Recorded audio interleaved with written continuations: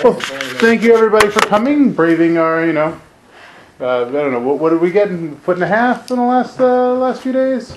18 inches? Oh my God. It was so warm today. Yeah, today was nice. All right, well, thank you all for coming. Yes, appreciate it. So, today's topic, readers of the Lost Ark, we are going to be talking about the Aron and the Mishkan, which is one of those sort of strange things in the sense that I think on a certain level we understand and appreciate that it's incredibly important, that it's sort of the centerpiece of the Mishkan, of the Beit HaMikdash.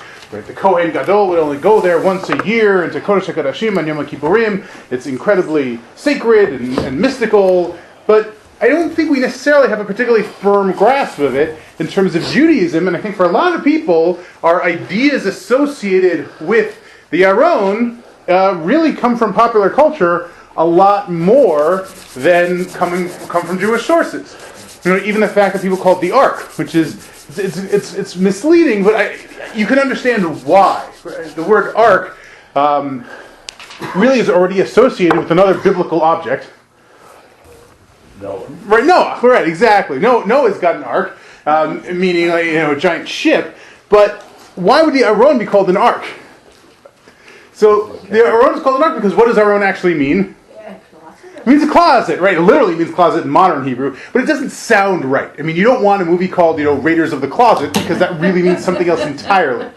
And it just doesn't sound very sacred and Old Testament-y, right? You don't want to call it a closet, because it doesn't sound right. Even not in the context of the Beit HaMikdash, right? Just in the context of a shul, right? You don't want to say, we are now returning the Torah scrolls to the closet, right? It doesn't have the same ring to it. But regardless, I think the function of today's class, the purpose of today's class, is to try and say, okay, let's actually look at the Jewish sources to try and get a grasp on what is the Aron and why was it important? Right? What was significant about it?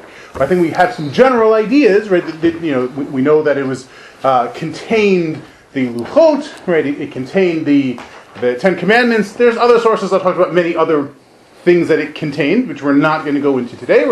And we know that it was in the Holy of Holies. It had the cherubim, the cherubs on top, the voice of God. And again, what exactly that means is beyond the scope of this class also, but emanates from between the spot between and behind the cherubim. So it's obviously very important and very significant. But what exactly is going on here? What does all this stuff mean? So that's what we're going to try and do, and we're going to start out with one question, and then we're going to read sort of our main source from this week's Parashat, where we describe the making of the Aron, and then we'll ask a whole bunch of other questions after we've actually read our main source. And then we're going to try and look at other sources to try and come up with some answers, and sort of a cohesive approach to understanding what is going on with the Aron. And sort of our guiding question, which is going to take us through, is a question that we've looked at sort of from other perspectives before, which is we talked about how sort of the most identifiable aspect of the Ark in terms of the Aron, in terms of the sort of common popular culture, media, artistic depictions of the Aron. What do you think of? You think of the cherubim, right? The cherubs, these two golden angels with wings spread out, covering the Aron. With the face of cherubs. We're not going to get into the faces so much, or even the physical depiction of what they look like. The Torah doesn't really tell us what they look like. I think the word cherubs comes from cherubim rather than vice versa. But the issue for us here is there's something very disturbing about that. Right? What do you have in the center, the Holy of Holies? You have two golden statues, right? Now, doesn't God have a pretty clear policy on golden statues? Right? What's God's policy on golden statues? None. No golden statues, right? There's all sorts of trouble that happens when you get Jews involved with golden statues in the Torah. So why on earth in the Holy of Holies do we have these two golden statues? It seems to run contrary to huge amounts of the Torah itself, right? We just had Har Sinai a short while ago, and God says in no uncertain terms, right, no statues, none of this stuff. God, we do not make depictions of the appearance of God for religious use. So why on earth do we have this? So that's going to be our guiding question. we're now going to read inside. We can start on this side there, Alice. We can start with you, and we're going to read the description of the Aron. And I want everybody to sort of think about if there's anything about these descriptions that sort of bothers you. If there's any questions you've got, and we'll go around asking questions afterwards. Take it away. They are to make an ark of acacia wood, 3 3/4 feet long, 2 1/4 feet wide, and 2 1/4 feet high. You are to overlay it with pure gold, overlay it both inside and outside, and put a molding of gold around the top of it. Cast 4 gold rings for it, and attach them to its 4 feet, 2 rings on each side. Make poles of acacia wood, and overlay them with gold. Put the poles into the rings on the sides of the ark. You will use them to carry the ark. The poles are to remain in the rings of the ark. They are not to be removed from it. Into the ark you are to put the testimony which I am about to give you. Do you want me to continue? Or? You can pass along and continue whatever you wish. Okay, why don't you continue then? I'll give everybody. You are to make a cover for the ark out of pure gold. It is to be 3 3/4 feet long, 2 1/4 feet high. You are to It's make saying feet, but it's cubits. But we're just right. this particular translation We don't uses feet do for feet, we do cubits. Yes. Right. You are to make 2 cherubim of gold. Make them of hammered work for the 2 ends of the ark cover. Make 1 cherub for one end and 1 cherub for the other end. Make the cherubim of 1 piece with the ark cover at its 2 ends. The cherubim will have their wings spread out above so that their wings cover the ark, and their faces are toward each other and toward the ark cover. You are to put the ark cover on top of the ark. Inside the ark, you will put the testimony that I am about to give you. There I will meet with you. I will speak with you from above the ark cover, from between the 2 cherubim, which are on the ark for the testimony, about all the orders I am giving you for the people of Israel. Okay, so what do people think? Like it, clear, questions, problems? What do people got?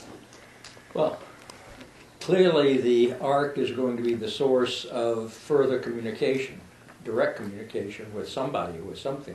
Not to mention the source of a fabulous movie. Okay, I mean, when you say source of communication with who? It seems pretty clear from the text. Yeah. Source of communication with God. Okay, fair enough. That actually seems relatively straightforward. I mean, obviously, understanding what that actually means is a different story entirely. But at least conceptually, right, on some level, okay, that seems to be a pretty good function for the ark.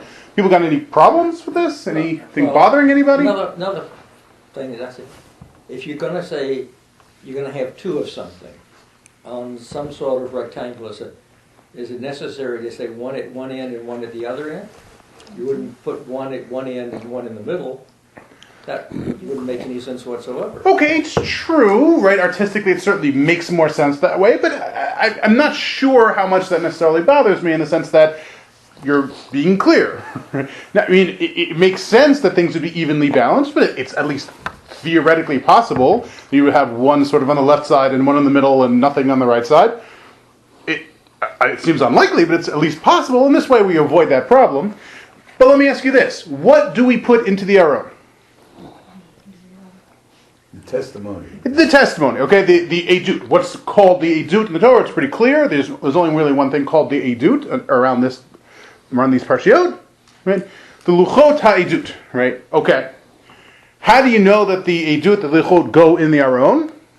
Because it says so right here. Where? What verse? Inside the ark, you will put the testimony that I'm What about verse? to give you. 22, 21. 21. Is And and 16. and 16. Oh, That's a bit. No, not. You're not sorry. That you're absolutely correct. It's verse 16, and it's also verse 21. Now, come on. How many times do we need to be told that the edut goes inside? It seems that's, I think, very different from saying where the cherubim go. It's saying the luchot go inside, and then it says the edut goes inside. So why do we need both? In fact, it's word for word, verbatim, the exact same thing. So why do we need that?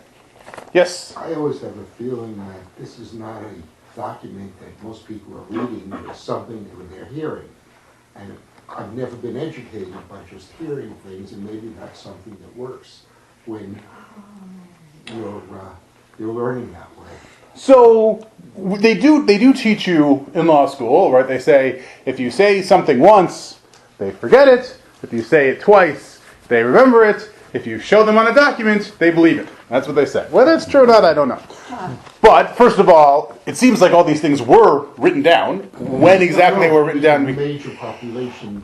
right? But the problem is there's many incredibly complex things when it comes to the Mishkan, right? In terms of sizes and shapes and how everything gets fit together, right? Things can get incredibly minute detail, and they're not repeated. Whereas something like this, which is pretty similar and straightforward, right? Put the luchot in the Aron, that is repeated. That seems a little bit odd. Yes? Well, you have the broken ones and you have the whole ones. So very good. Right now we're already getting into answers. We will get to that. Okay. We will touch on that. It's certainly an answer that many of the Mefarshim give. We'll touch on that. If you're worried about it saying it twice, you put the lid on, then you put the stuff inside. I mean, that doesn't make too much sense. So let's touch on that. Right? The Aron is how many pieces? Basically one, because it's supposed Two, to keep one in the cover. 4, like 1, 2, 2 sticks. No. the stick. So it's interesting. So let's take it in turn. You have the base of the Aron, which is basically a box.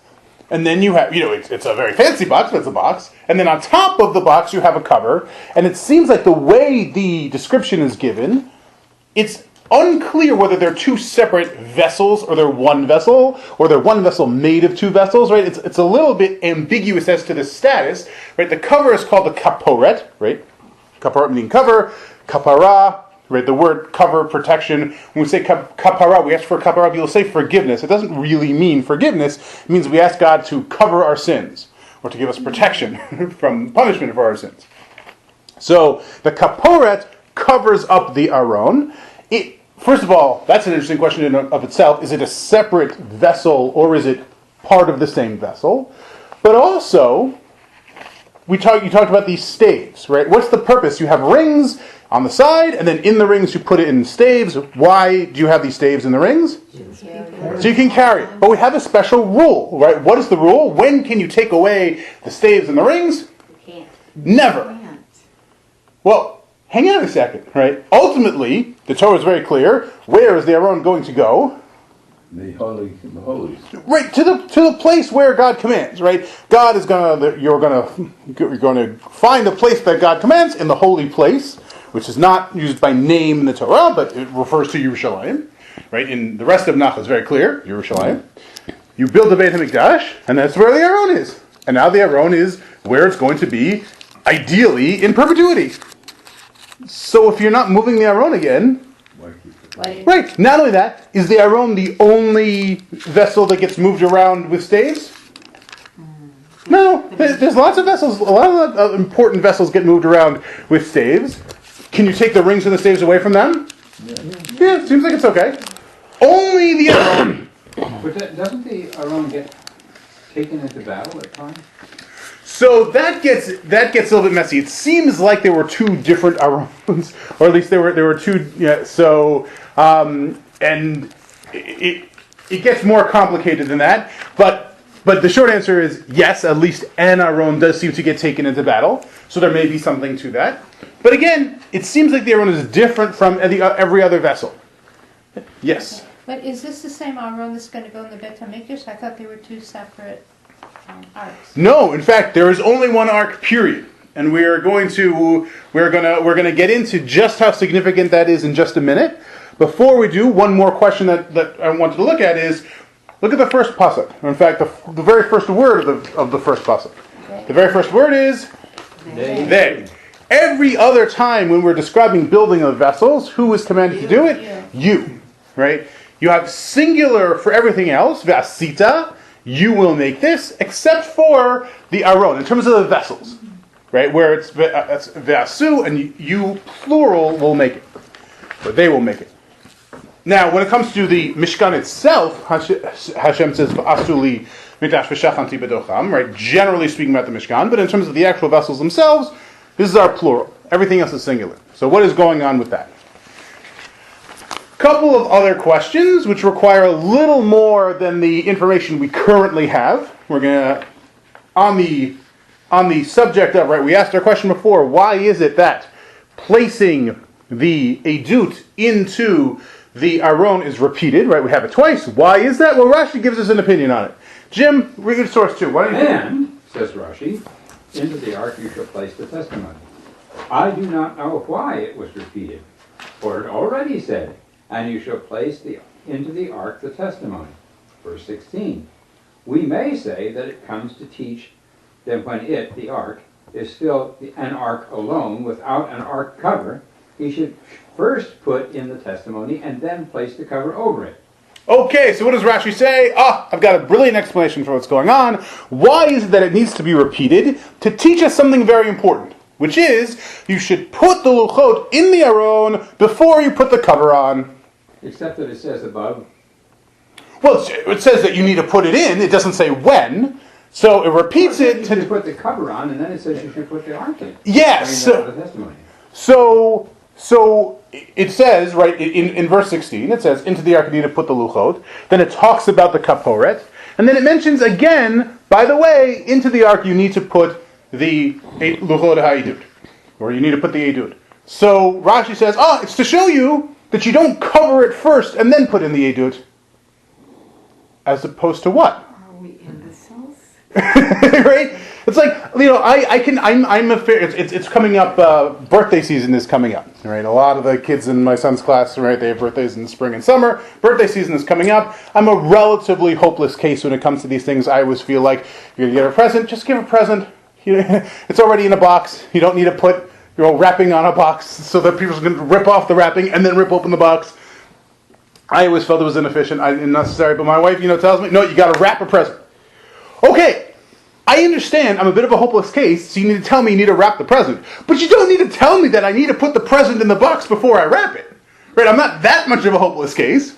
Right? And if even I'm not that much of a hopeless case, certainly Kal V'chomer, right, Moshe Rabbeinu would have realized, how else are you going to get the edut into the kapora, into the aron, unless you do it before you put the cover on? Right? Magic?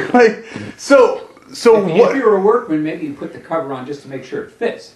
And then you take it off. Okay, but I'm not sure it's saying, even according to Rashi, I'm not sure that what he's saying is, no, you don't get a practice run. or saying, before you do the practice run, you have to put they do it in there first. I'm not sure that's necessarily what's going I on. have a question. Is Yes. the ark cover, when you say parochet, I usually think of a curtain. Not parochet. Parochet is a curtain. Okay. Kaporet.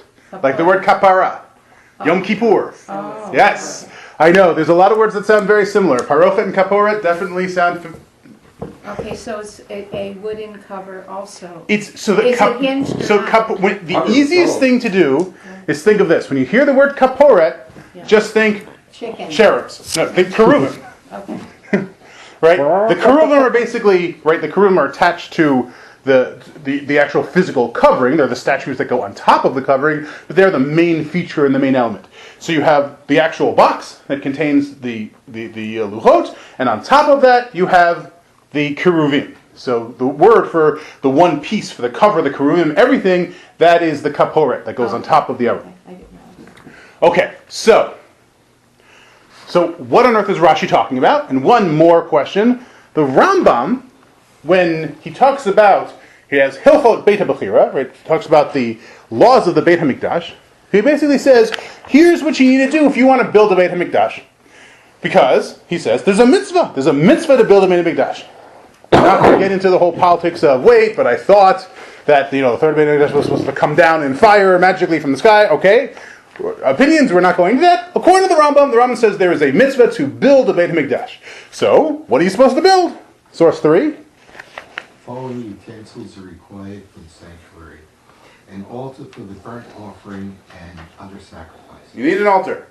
a ramp to ascend to the altar, You need a ramp. a wash basin with a pedestal where the priest would sanctify their hands and feet for the temple. You need a wash basin.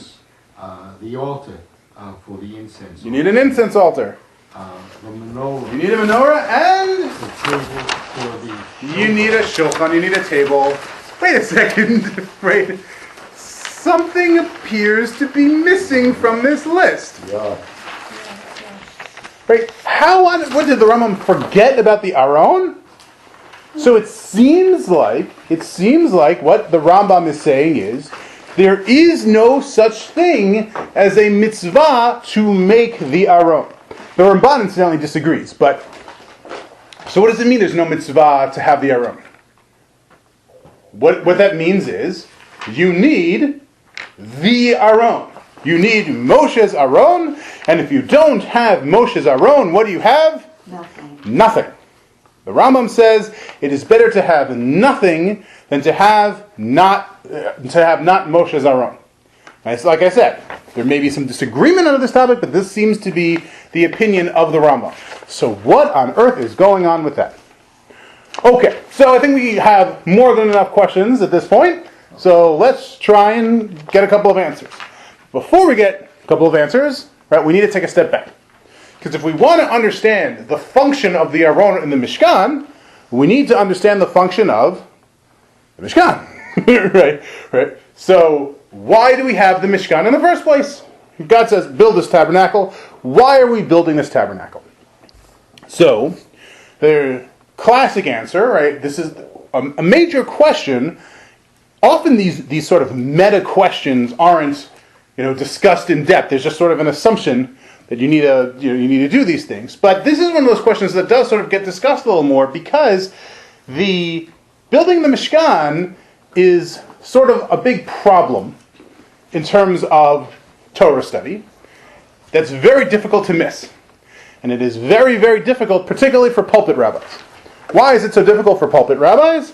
Because it takes 2 weeks to describe the building of the Mishkan, and that's 2 weeks in which you need to come up with drushas, and it's not so easy to come up with a drasha about, building the walls and the hooks for the Mishkan, or even the Beit HaMikdash, which nobody has seen in thousands of years.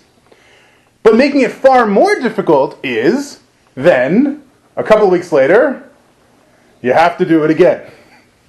Why do you have to do it again? Because it gets described again. Another 2 weeks, right? You have Parashat Terumah and Tetzaveh, which talks about the Mishkan and the various clothing of the Kohanim, etc. And then you have Parashat Kitisa, which talks about a few things, but primarily, right, the main function talking about Chet HaEgel. And then after Kitisa, you have Vayaka and Pekudei, which again describe the vessels of the Mishkan, the physical structure of the Mishkan, the clothing of the Kohen Gadol. So what's going on? Right? It's sort of such a glaring issue, such a glaring problem that everybody needs to deal with it.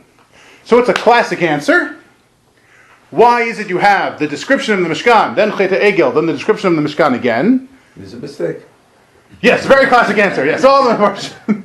So You say, here's what you're supposed to do. Okay, It is. you did it. Here's what you did. it's interesting because it absolutely is true. This is one of those things that's very much like for Bible criticism, very much Bible critics are like, haha, you see, look, it's the exact same thing twice. It's not the exact same thing, but they're like, look, it's the different narratives from different times, and then it's also huge counter evidence to a lot of Bible criticism because the argument is your whole point is that there's an editor who's trying to harmonize these things to some degree. This is the world's worst editor. What a horrible editor it would take to do. I understand, right? A verse sneaks in here and a verse sneaks in there, and an editor missed it. But you're talking about hundreds of psukim. You just didn't notice that it's the exact same thing twice. So, okay. Question classically gets answered as, right? Let's look at source 4 and 5. So when are we 4 and 5? Yana, up to you. When he had finished speaking with him on Mount Sinai, he gave Moshe the 2 tablets of the testimony, stone tablets written with the finger of God. Right. So this is one of the places where the tablets are referred to as the testimony, the Edut, as in the Lichot Edut.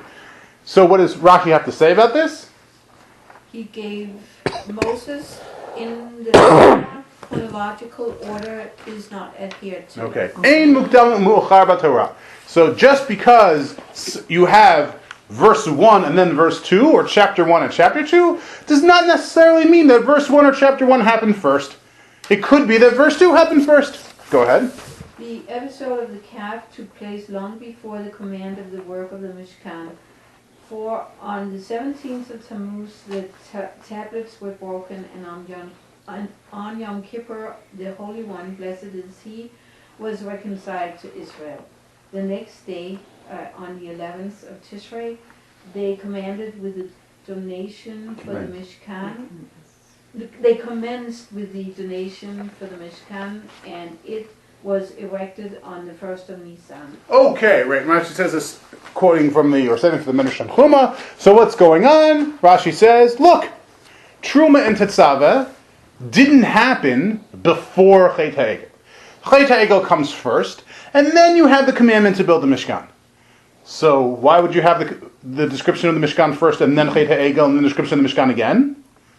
Basically, in order to insulate, to soften the blow, right? It's really an ugly, ugly thing to say, Bnei Yisrael were at Mount Sinai, they heard the voice of God, and the next thing you know, they were worshiping idols. That's gross oversimplification, and maybe people would dispute the fact that they were worshiping idols of Chet HaEgel, but certainly they did something very, very bad. So, to sort of create a buffer zone, what do you have? You have the Mishkan in between, the commandment to build the Mishkan. Then you have Chet HaEgel, then you have the actual building of the Mishkan. It's sort of like a reassuring thing. First of all, it cuts off Chet HaEgel from Har Sinai, the story of Har Sinai a little bit, and sort of reassuring to say, oh, right, you had Chet HaEgel, you had the Mishkan before, you got the Mishkan afterwards, but certainly the Mishkan is strongly associated with, some people would even go so far as to say, a direct reason for the Mishkan is Chet HaEgel. So, what do you have, right? So who makes this connection? Who else talks about the nature of Chet HaEgel influencing the Mishkan or even causing it? The Kuzari. Right? Everyone knows generally the story of Kuzari, the book, the Kuzari. Okay, so, right, we have sort of this question and answer session, right? What's so great about the Jewish religion, where we're trying on all sorts of religions. Give us a disputation, right? Give us an explanation for why your religion is so great. So one of the things that gets discussed is Chet HaEgel. So, Elliot, I think we're up to you. Oh. On the other hand, they sinned in causing what was only a sin of intention to become a sin indeed. The sin was not on a par with the entire lapse from all obedience to him who had led them out of Egypt, as only one of his commands was violated by them. God had forbidden images, and in spite of this, they made one. They should have waited and not have assumed power, have arranged a place of worship, an altar, and sacrifices. Had their sin consisted in constructing a house of worship of their own and making a place, prayer, offering and veneration, the matter would not have been so grave, because nowadays we also build our houses of worship, hold them in great respect, and seek blessing through their means. We even say that God dwells in them and that they are surrounded by angels. If this were not essential for the gathering of our community, it would be unknown, as if it was at the time of the kings when the people were forbidden to erect places of worship called heights. The pious kings destroyed them, lest they be venerated beside the house chosen by God, in which he was to be worshipped according to his own ordinances. There was nothing strange in the form of the cherubim made by his command. Okay, so what's going on? This is very, very strange, right? He's saying, what's going on with Chet HaEgel? What was Chet HaEgel? The Jews built a shul.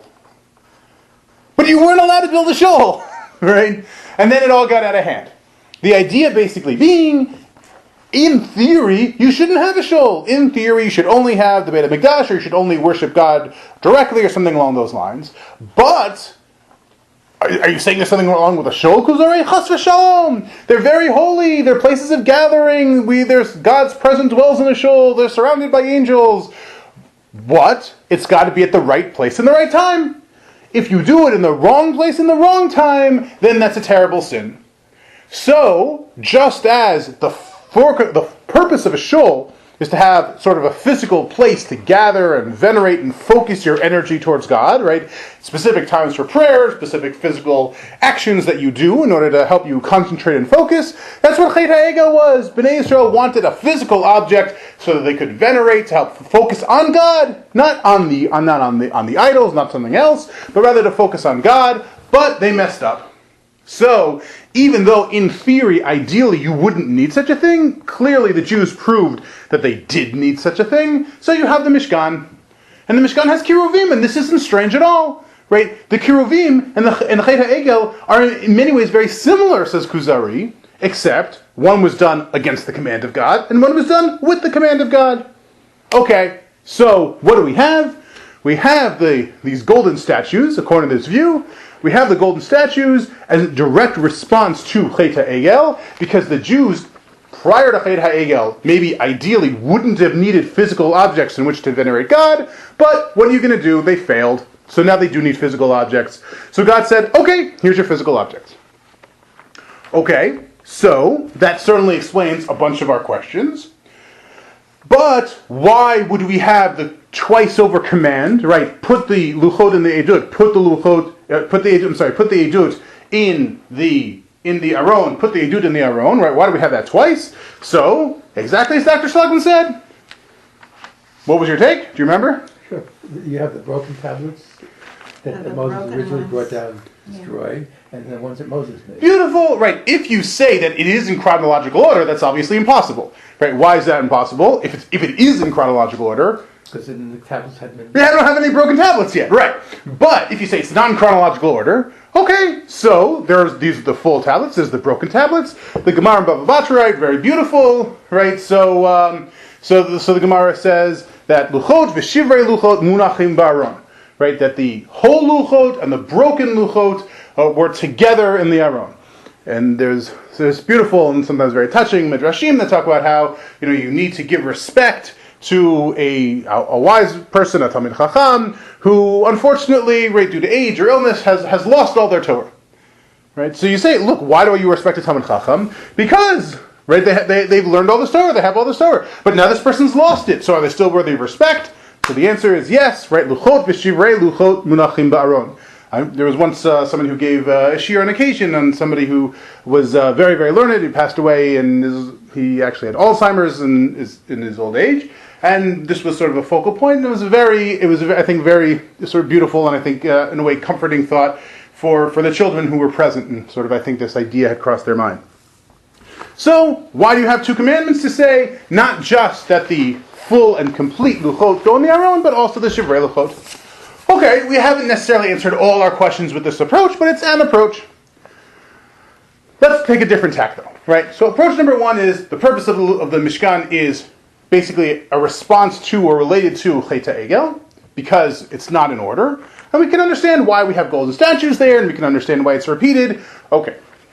Approach number two says, no, it's not out of order. It's completely in order. What happens? Hashem tells Moshe, come up for 40 days and 40 nights, and I will show you, right, the visions on the mountain. What are at the end of Parshat Mishpatim, right? At the end of last week's Parsha. Then you have this week's Parsha, and next week's Parsha, where Hashem talks about the Mishkan. So, what is the vision that Hashem shows to Moshe on top of Har Sinai? The Mishkan, right? The things that we are getting now. Wait, what does Moshe get on Har Sinai? He gets architectural blueprints, right? It's interesting. It actually says repeatedly in numerous places, right? If you look in source 7, we don't need to read them all. Just time after time again, I will show you this as you were shown on the mountain, as you were shown on the mountain, as you were shown on the mountain. What do you mean, as you were shown on the mountain? So what's the vision that Moshe saw? Presumably, a Mishkan, right? Right? It's this is a lot easier if you're a fan of Star Trek. Right? Just think that on top of Har Sinai there was a holodeck. Okay, makes your life much easier. Right? Moshe walks in and right, all the squares disappear and you have a fully functional Mishkan. And Moshe goes, "Wow, this is amazing! Right? How do you make this? Okay, now we have a program which shows you how to take a huge lump of gold and turn it into a menorah. And here's how you take another lump of gold and you turn it into cherubim. Okay, and then Hashem says, so do this as I showed you on the mountain, do this as I showed you on the mountain.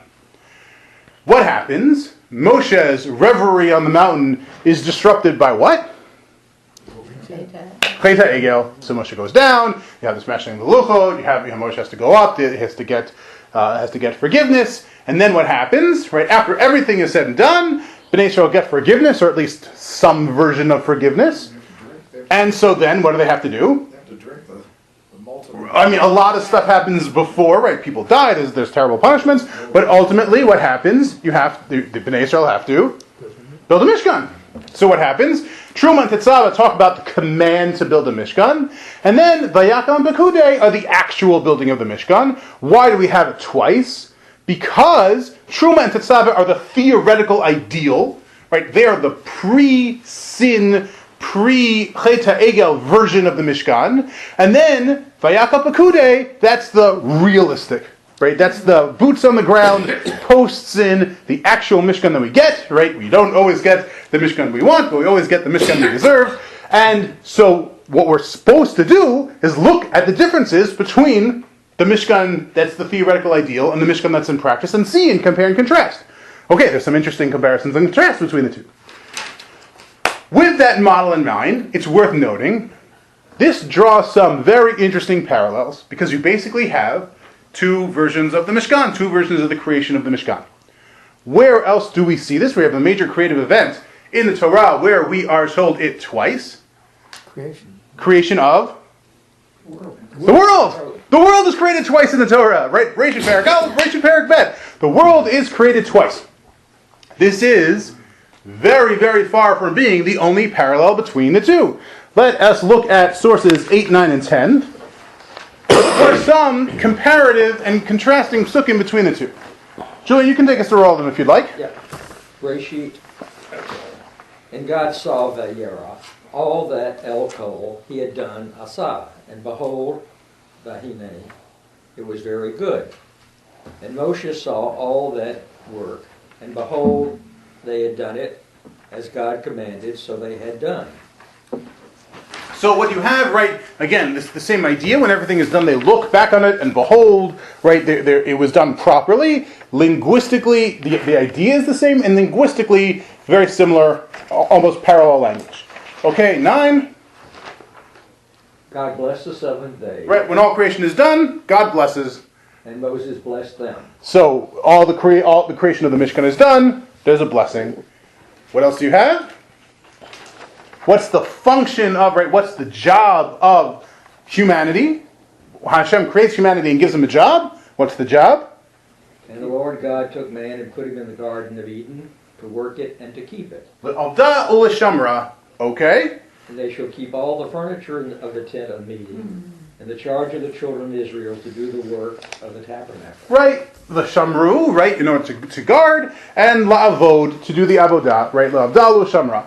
So you have numerous parallels between the creation of the Mishkan and the creation of the world, not just in terms of the repetition, not just in terms of linguistically. There's a number of other things.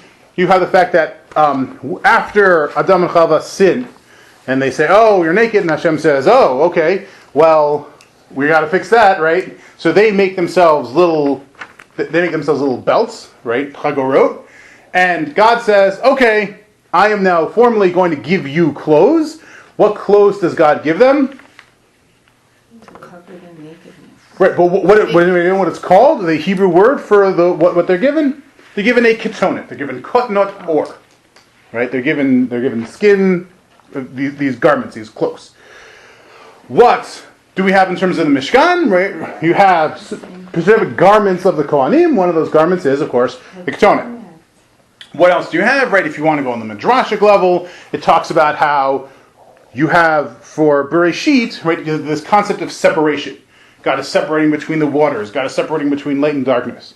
What do you have in the Mishkan, and the Mikdash, right? Not the Kapor this time, but the Parochet, right? You have the concept of separation. Separation between the holiest of the holy and the holies, between the holy and the place where everybody can go. Yes? So this is the second shot at Gan Eden. So what you have here is this idea. You have this idea that essentially what you have by the creation of the world is you have God, and now you have the physical world. What you have by the Mishkan is the Mishkan connects the physical world with God. Yeah. And exactly, you have this idea that we're not just talking about sin in terms of Chet HaEgel, we're talking about sin in terms of Adam HaRishon. Because what happened by Adam HaRishon? Back when Adam was in the Gan, right, in Gan Eden, what was Adam's connection to Hashem? Direct, right? God, they heard God in the garden. Once you leave, right, humanity doesn't really have that anymore. Right? You have ideas, okay, prophecy, things like that, but as for the most part, you don't have that. What is the function of the Mishkan, of the Beit HaMikdash? To facilitate that kind of communication. Okay. Interestingly, right, when God creates the world, the vast majority of time, is it the singular or the plural? When God creates the world, what happens? Does it say, and they said, let there be light, and they made light, and they made man, and they made animals? No, it says in the singular. Except make man in our image. One time you have it in the plural.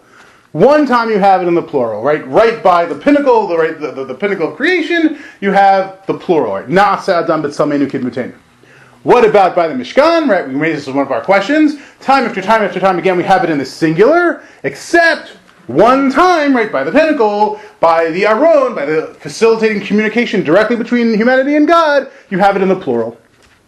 Okay, so all this very nicely brings us back to the Aron. So what is the function of the Aron, right? The function of the Aron is to refacilitate creation, to refacilitate humanity's ability to communicate with God, to hear the voice of God. Now, why is it that you can't hear the voice of God? Why don't we just go back into Gan Eden and hear the voice of God? You can't, right? Something is stopping us. What's stopping us from going back into Gan Eden? Source 11. The angels with a sword. Not just angels with a sword. Dr. 11, I guess we're up to you. Okay. He drove out man. He placed at the east of the Garden of Eden the cherubim and a flaming sword, which turns every way to keep the way to the tree of life. What's blocking us from getting back into Gan Eden? The cherubim, right? So what do you have? So you have the cherubim on top of the Aron in the Mishkan, in the Mikdash. Represent, and where does God's voice come from? Right, from between the cherubim, from above the cherubim. Right, so this is sort of the entranceway to Gan Eden. Beautiful. Okay, wonderful, fantastic, everything is great. Except, right, we still have a whole bunch of questions that we need to understand. Like, what is going on with this imagery? We can understand. We've got the cherubim. The voice of God comes from between the cherubim, right, from above the cherubim. They represent guarding the way to Gan Eden. God's voice emanates from Gan Eden. Again, we don't necessarily need to relate this as a physical place, right? As a conceptual place is perfectly fine for these purposes. God's voice is emanating from between the cherubim. But this gets back to answering our questions. What do the cherubim sit atop? Right? They sit atop the Aron, and the Aron must contain... Two sets of tablets. Well, they must contain the luchot, right? They must contain the testimony, they must contain the law. In other words, what's going on is, and I think this is the Torah approach for understanding what's going on here, or at least this approach for understanding what's going on here, is the voice of God comes from between the cherubim, but the cherubim rest on the law. They're not parchot ba'avir. They're not floating in the air. Judaism's approach, or at least this take on Judaism's approach, is that the law must form the bedrock. So essentially, you can look at it as the Aron is the throne of God, right? God, Kaviyachol sits atop the throne. You have this imagery in various other places in Nevi'im. God's voice emanates from the cherubim, so God is atop the cherubim. The cherubim are atop the law. The cherubim, and so what do we have? Right, going back to all these other questions, right? We had these sorts of weird questions, right? The Rambam says you can't make an Aron with that, or you have this commandment. You've got to put it in it's very important to put the edut in it. Why? Because if you don't have the edut inside the Aron, and you have the cherubim on top of an empty Aron, what do you have? Nothing. You have golden statues. You have Chet HaEgel. Right? If you try and have golden statues without the edut, so what does the Rambam say? The Rambam says, if you're going to have an empty box with cherubim on top, it's better to have nothing. Because you've got Chet HaEgel. It's better to have nothing than to have cherubim without the edut inside. Well, why did they build the ark in the first place? Or just store the edut? I don't understand. But the issue being, they wouldn't build it just for holding nothing. So is that necessarily the case? Well, So,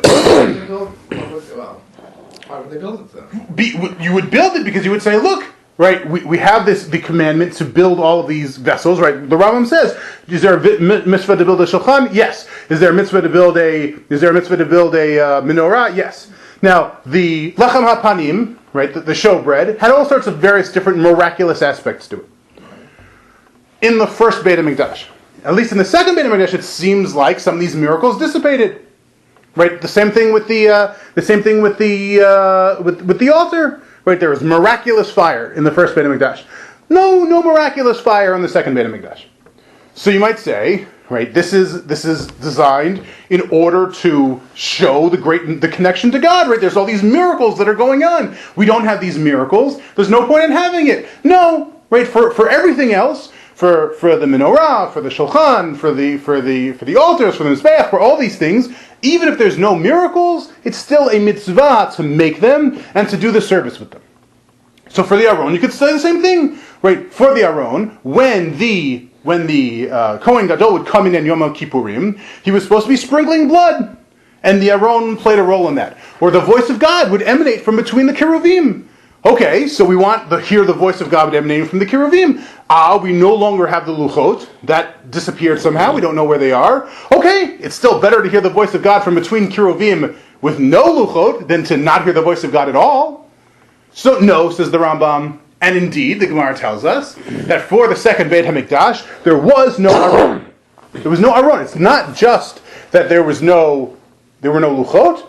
There was no Aron. There was no kaporet. There was no cherubim. There was nothing, right? You just went in, the Kohen Gadol would go into the Holy of Holies, and it was an empty room. They would have the rock, the Evan HaShavuah, because that's physically a part of the. They would have what? There was the rock, right? The Evan HaShavuah, which was where the Aron would have been, right? Right. But that's a physical part of the Temple Mount. In terms of the actual vessel, there was nothing. It's like a car without an engine. Yes, you can look at it that way. In a certain sense, you can look at it that way. Okay? Right? And the question becomes, right, if the idea is, you say, what's the purpose of having a Beit HaMikdash? Right? What's the purpose of having Mishkan? The sole purpose of it is to have God come down and speak to Bnei Yisrael and God do miracles for Bnei Yisrael, then you're right, it's like a car without an engine. But, is that the only purpose of the Beit HaMikdash? No. Right? What else is the Beit HaMikdash? It's a really, really big shul. It's a big shul. It's a really big shul. You go and you go and you do your service and you focus on God and you give charity and you do all sorts of other wonderful, holy, spiritual things. So you say, okay, we don't have that aspect to it, which is a very important aspect. We don't have that. Right? The miracles are gone, but it's still a very holy place. And it's still a place where Jews can gather, and it's still a place where Jews can pray, and it's still a place where Jews can do service. Okay. So we now have one understanding. What's going on with the Aron? What's going on with the cherubim? The cherubim sit atop the law because the law is the foundation. But what does the law sit atop? But what? What does the law sit atop? The cherubim are on top of the law, and the law is on top of, remember, what was our other fundamental issue? Our fundamental problem was, you needed to have what for the Aron permanently? You needed to have... What was that, remember? You got the staves. The staves. Well, why on earth did you need the staves for? You needed the staves for transportation. So let's look at what the Rambam has to say about that. Source 12. Maurice, anything more up to you? You got your glasses? Or? No, give it a shot. Okay. When the ark is transported from place to place, it should not be transported on an animal or on a wagon. Instead, it is a mitzvah for it to be carried on one's shoulders. Since David forgot and had it transported on a wagon, there was an outbreak at Uzzah. Instead, it is a mitzvah to carry it on one's shoulders. As Numbers 7:9 states, for the holy task is their obligation. They shall carry it on their shoulders. Okay, next halacha. When the Levites carry the ark on their shoulders, they should carry it face to face, with their backs pointed outward and their faces inward. They must be careful that the staves of the ark are not removed from the rings. Anyone who removes one of the staves from the rings is liable for lashes. As Exodus states, the staves shall be in the rings of the ark, they shall not be removed from it. So what's going on? The purpose of the staves is for you to be able to transport the Aron the only way it can be transported, which is on people's shoulders. You can't put it on a wagon. You can't transport it by animal. And if you do so, right, as David did, right, it's a terrible thing, and it resulted in a death. What's going on? Even when it comes to its final resting place, you're still not allowed to remove the staves, because it serves as an eternal reminder that what? That the Aron is transported by hand. The Aron is transported on the shoulders. In other words, the cherubim rest on the law, and the law rests on The shoulders of the people. Exactly. The people bear the law bears the cherubim, and atop the cherubim is the voice of God. There's another connection here. In the description of where the cherubim were, they were on the ends. And now we have the two guys carrying the ark, facing... Oh, beautiful. So what's our final point, right? To draw the full circle, what goes on is, okay, so the people need to bear the law, which bears the cherubim, which bears God, but what kind of people? How do we describe those people? How do those people need to act? So what do those people need to do? When they carry the Aron, says the Rambam, what are they doing? They're facing each outward, right? They're facing each other with their backs outward, facing each other. In other words, they're emulating the exact pose of the cherubim. What is humanity's responsibility? Imitatio Dei. You are supposed to act like God. That's the function of being a Jew. Right? That's the function of spirituality. Religion is to say, right, we are trying to act in a godly fashion.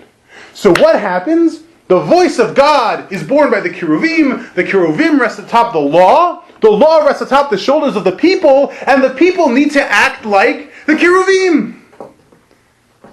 So that is the symbolism of the Aron. Oh my God, it's But also, the function of the cherubim is to make sure you can't go back. So is that also the function of humanity? So this leads to another much, much longer issue, which we're not going to go into detail right now, but the question becomes this.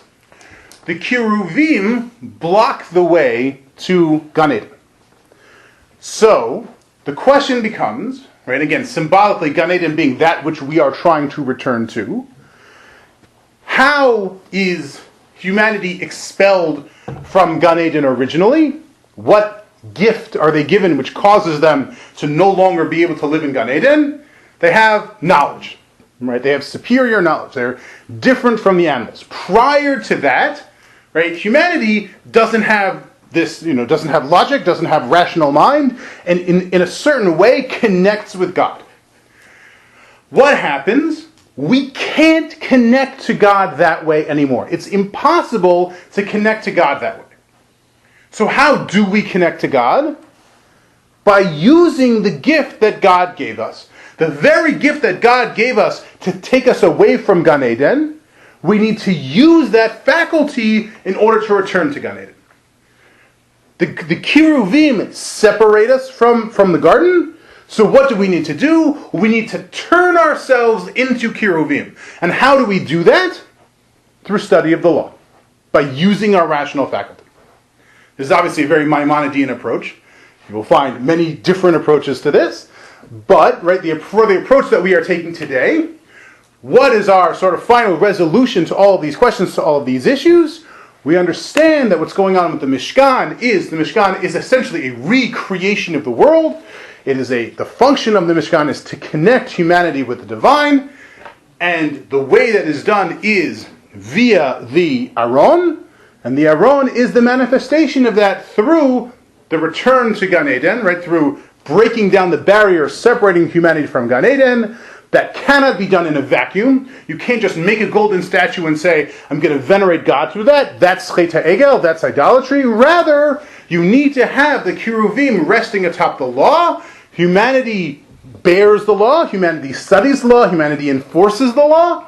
And through study and internalization of the law, humanity can turn into the cherubim and so reconnect with God. Okay, with that we're going to end, and I'm now going to shut up the recorder, and I'm happy to take questions.